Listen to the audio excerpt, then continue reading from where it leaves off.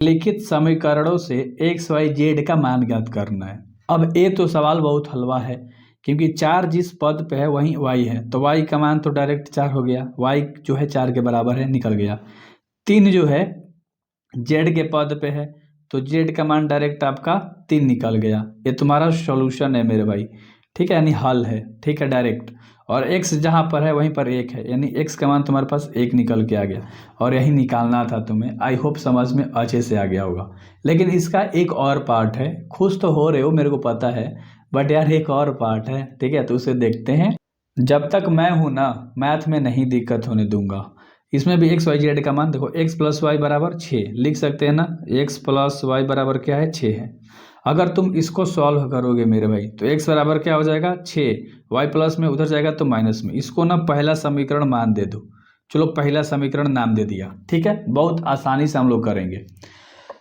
दो से मतलब नहीं है इस वाले पद से। 5 प्लस जेड बराबर 5, इसको लिख सकते हैं, जो जिस पद पे है उसी पद से हम लोग लेते हैं। तो 5 प्लस का जेड है, 5 प्लस का जेड बराबर में 5 है, तो यहाँ से जेड का मान निकल जाएगा, जेड बराबर 5, प्लस में 5 है, बराबर के बाद में जाएगा तो माइनस में हो जाएगा, तो जेड का मान तो 0 आ गया। चलो एक जेड निकल गया, ठीक है। अब एक्स वाई है और बराबर में यहाँ पर क्या है, 8 है, तो यहीं लिख कर बनाते हैं ना यार, एक्स वाई बराबर में क्या है, 8 है। इसको हम लोग चाहे ना, थोड़ा ध्यान से समझो, एक्स वाई बराबर क्या है, 8 है, ठीक है, तो यहाँ के हम छोड़ देते हैं, ठीक है, और इसको हम लोग एक समीकरण का नाम दे देते हैं, दूसरा समीकरण नाम दे देते हैं, ठीक है, ध्यान से समझना, ये दूसरा समीकरण मान लो तुम्हारा है, ठीक है, नाम दे दिया उसका दूसरा समीकरण। अब आगे हम लोग चुपचाप सॉल्व करने वाले हैं, ठीक है। अब कैसे सॉल्व करेंगे, ध्यान से सुनना, ठीक है। हम इसको समीकरण 2 को लेकर बनाते हैं, समीकरण 2 से हम लोग चलेंगे, ध्यान से समझना, ठीक है। जैसे जैसे बता रहा हूँ ना, वैसे वैसे सिर्फ देखो, आपको मैथ से प्यार नहीं हो गया ना तो बोलना। समीकरण 2 से, समीकरण 2 तुम्हारे पास क्या है, एक्स वाई बराबर 8 है, इससे हम लोग सॉल्व करने वाले हैं। तो एक्स वाई बराबर 8 है, तो समीकरण 2 से हम लोग चल रहे हैं, तो समीकरण 2 से समीकरण थोड़ी लिखो, डायरेक्ट लिख दिया आपने। समीकरण 2 में देखो, समीकरण 2 में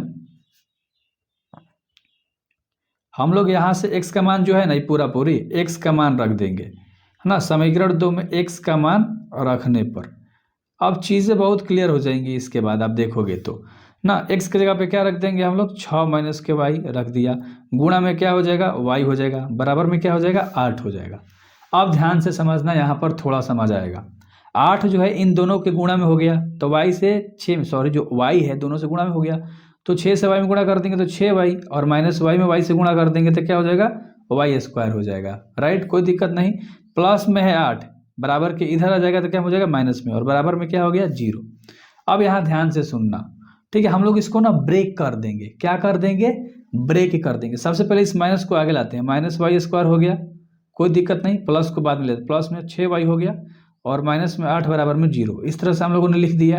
अब हम लोग आगे क्या करेंगे, 6 का ऐसा खंड करेंगे कि जोड़ घटाव कैला के बाद, है ना, ध्यान से समझना, जोड़ घटाव कैला के बाद 6 भी आ जाए और उसका एक कॉमन भी निकल जाए, ठीक है। तो देखो माइनस वाई जस का 10, हम 6 को खंड कर देंगे 4 और 2 में, ठीक है, प्लस 4y और प्लस 2y, इन दोनों को जोड़ देंगे तो हमारा क्या आ जाएगा, 6, और इन दोनों को गुणा कर देंगे तो इन दोनों को गुणा के देखो, पहला और लास्ट वाला के बराबर आ जाएगा, क्योंकि इन दोनों का गुणा आना चाहिए। ऐसा इसका खंड करो कि जोड़ घटाव गुणा कुछ के अलावा इन दोनों का खंड, यानी 8 एकम 8 आना चाहिए। समझ में आपको आ गया होगा अच्छे तरीके से। और माइनस में 8 है तो 8 बराबर में 0। अब 4y प्लस 2y किसका है, 6y का खंड है।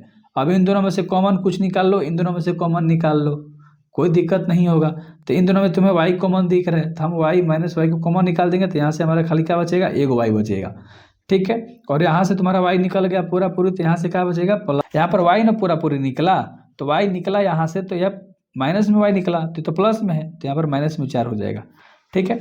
अब इन दोनों में से ऐसा कॉमन निकालो कि अंदर यहीं बच जाए, y माइनस के 4, तो यहाँ से तुम 2 निकाल लो ना यार, प्लस में 2 निकाल दोगे, तो प्लस में 2 निकालोगे तो यहाँ पर 2 निकल गया तो y बचेगा, और यहाँ से 2 निकलेगा तो माइनस में 4, तो चौके 8 बराबर में 0, ठीक। इतना आपको अच्छे से समझ में तो आ गया होगा। एंड अब हम लोग क्या करेंगे यार, जो जो कोष्ट के बाहर है उसको एक में, माइनस वाई प्लस में 2 लिख दिया। अब जो कोष्ट में है उसको एक बार लिख दो, y माइनस के 4 है, और बराबर में क्या कर दो, 0। अब इन दोनों का जीरोज निकाल लो, माइनस वाई प्लस 2 बराबर 0, 1 का, और y माइनस 4 बराबर 0, दोनों के बराबर में 0 है तो इसलिए शून्य निकाल दिया। अब ध्यान से देखो, यहाँ पर हम क्या करेंगे, माइनस वाई जस के 10, प्लस में 2 है उधर जाएगा तो माइनस में, माइनस ले माइनस खत्म, y का मान तुम्हारे पास 2 आ गया। ठीक, अब यहाँ से y का मान डायरेक्ट माइनस में है, बराबर के बाद जाएगा तो प्लस में डायरेक्ट मान आ गया, यानी y का मान 2, y का मान 4, 2 y का मान आ गया, कोई दिक्कत वाली बात नहीं थी। तो अब हम क्या कर सकते हैं यार, देखो समीकरण y का मान समीकरण 1 में रख देंगे। समीकरण 1 का आपने क्या मान रखा था, ऊपर दिखाता हूँ वरना आप कंफ्यूज हो गए। समीकरण 1 तुम्हारे पास क्या है, यहाँ पर x बराबर 6 माइनस वाई, तो यहाँ से तुम्हारा x का प्रॉपर मान निकल जाएगा, 6 में से y का मान घटा दोगे तो x का मान ही तो बचेगा यार, पहला समीकरण ही तो है। तो समीकरण 1 में y का मान रखने पर, तो समीकरण 1 हमारे पास क्या है, x बराबर 6 माइनस के y है, यही समीकरण है।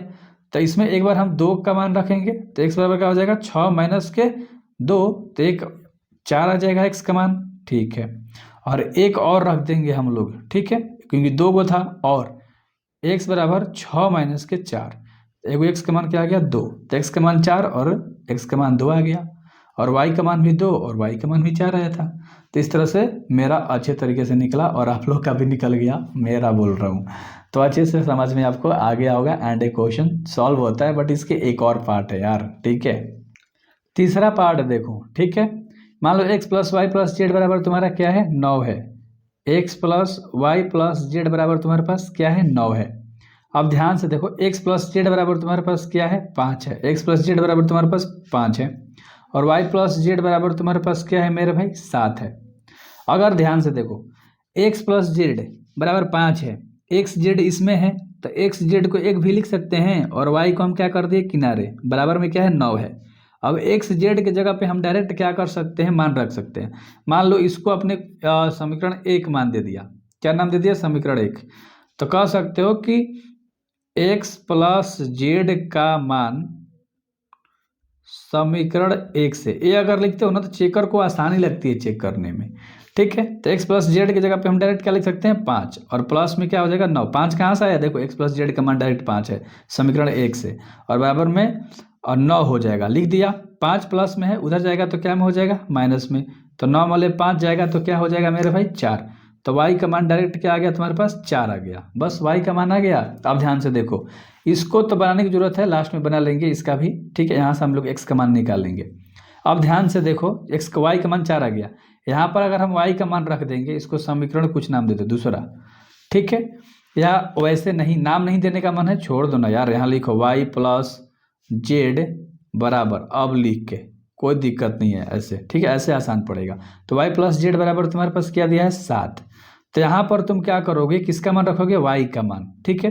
तो y का मान रख दोगे यार, ठीक है, y का मान रखने पर, ठीक है, तो y का मान डायरेक्ट 4 हो जाएगा, और प्लस में z बराबर क्या हो गया 7, तो 4 प्लस में उधर जाएगा तो क्या हो जाएगा माइनस में, तो यहाँ पर z का मान डायरेक्ट तुम्हारे पास क्या आ गया, 3 आ गया।